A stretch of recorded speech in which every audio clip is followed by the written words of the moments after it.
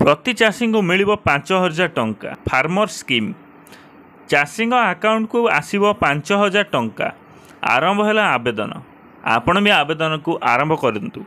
कौन अच्छे अपडेट जाना भिडियोटी संपूर्ण देखूँ। ता पूर्व जो चैनल को सब्सक्राइब करना सब्सक्राइब करनी।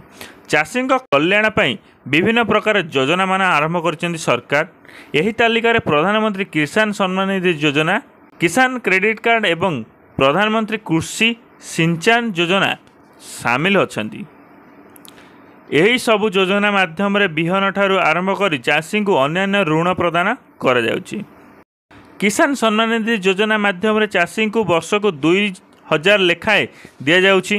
प्रति 3 मासरे यही टंका चाषी का अकाउंट को पठा जाउची। एही भली भाबरे सरकार एबे किसान मानधन योजना आनिछंती। फल परिणत बयस चाषी घरे बसी बिना कौनसी पारिश्रमिक टंका पाई परिबे, सीधा अकाउंट को पठाई जाई परिबो।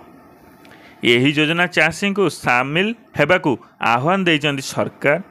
तेबे एथिपाई चाषी को मासकू 100 टंका सरकार पेंशन पाठी रे जमा करने को पड़िबो। वर्तमान सुधा प्राय 2 कोटी चाषी यही योजना रे निजकू पंजीकृत करिसंती। ग्रामांचल तथा क्षुद्र चाषी पई यही योजना कार्यकारी करा जायछि। एहा द्वारा चाषी भाई मानक को अनेक लाभ मिली।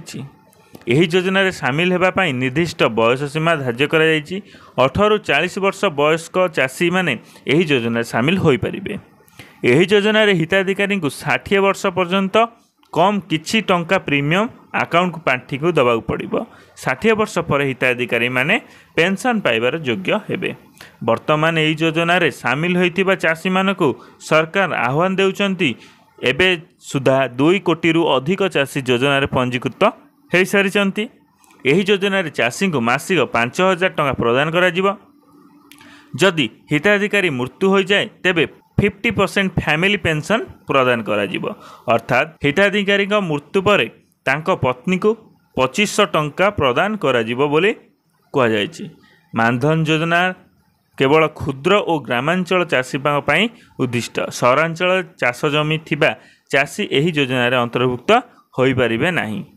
यही योजना रे जदि जने कृषक मासिक 100 टंका जमा करिवे तेबे सरकार एथिरे आउ 100 टंका जमा करिवे। एभली भाबरे जेते टंका चाषी प्रदान करिवे सरकार माध्य सेतिक टंका प्रदान करिवे।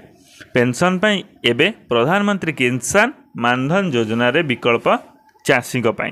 जय जगन्नाथ। वीडियो संपूर्ण देखचंती तेबे लाइक शेयर सब्सक्राइब कर दियंतु।